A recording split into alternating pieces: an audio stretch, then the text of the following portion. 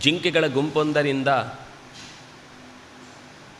ಸಣ್ಣ ಚಿಗರೆ ತಪ್ಪಿಸಿಕೊಂಡಾಗ ಸುತ್ತಲೂ ಅತ್ಯಂತ ಕಳಪೆ ನಾಯಿಗಳು ಅದನ್ನು ಆವರಿಸಿಕೊಂಡು ದಾಳಿ ಮಾಡುವುದಕ್ಕೆ ಕಾದಾಗ ಆ ಚಿಗರೆಯ ಸ್ಥಿತಿ ಹೇಗಿರುತ್ತೋ ಹಾಗೆ ಈ ರಕ್ಕಸಿಯರ ನಡುವಿದ್ದ ಸೀತೆಯ ರೂಪ ಹೋಲ್ತಾ ಇತ್ತು. ಅಲ್ಲಿ ಬಂದವನೇ ತನ್ನ ಎಲ್ಲ ಆಭರಣ ಬೇರೆ ಬೇರೆ ಥರದ ವೈಭವಗಳನ್ನೆಲ್ಲ ಪರಿಚಯಿಸ್ತಾನೆ.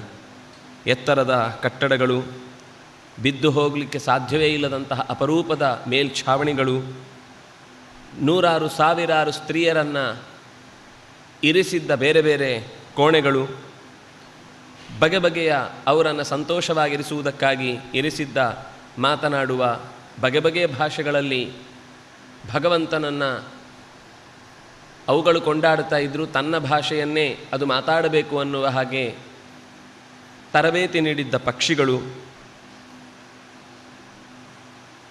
ಏನಿಲ್ಲ ಅಲ್ಲಿ.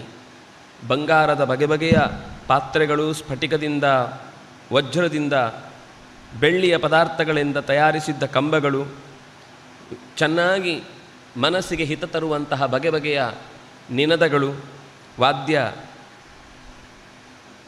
ಭೇರಿಗಳು, ಅದೇ ರೀತಿಯಲ್ಲಿ ಸುಧಾಮಣಿ ವಿಚಿತ್ರಾಣಿ ಭೂಮಿ ಭಾಗಾನಿ ಸರ್ವಶಃ. ನೆಲ, ನಾವಿವತ್ತು ಟೈಲ್ಸು ಅಂತ ಹೇಳಿದ ಹಾಗೆ ಸ್ಫಟಿಕವನ್ನೇ ನೆಲಕ್ಕೆ ಜೋಡಿಸಿ ಅದೇ ನೆಲದಲ್ಲಿ ಪೂರ್ತಿ ತುಂಬಿದ್ದು ಹರಳುಗಳೇ, ಮುತ್ತುಗಳೇ, ರತ್ನಗಳೇ, ವಜ್ರದ ತುಂಡುಗಳೇ. ಹೀಗೆ ಮನೆಯ ಅಂಗಣದ ಎಲ್ಲ ನೆಲಕ್ಕೆ ಹಾಸಿದ ಕಲ್ಲುಗಳೆಲ್ಲವೂ ಕೂಡ ಅಪರೂಪದ, ಎಲ್ಲೂ ಸಿಗದ ಅಪರೂಪದ ಬೆಲೆಬಾಳುವ ವಸ್ತುಗಳೇ ಆಗಿದ್ದುವು. ದಶಗ್ರೀವ ಸ್ವಭವನೇ ಪ್ರಾದರ್ಶಯತ ಮೈಥಿಲೀಂ. ಇದೆಲ್ಲವನ್ನು ತೋರಿಸಿ ಒಂದೊಂದನ್ನೇ ನೋಡು.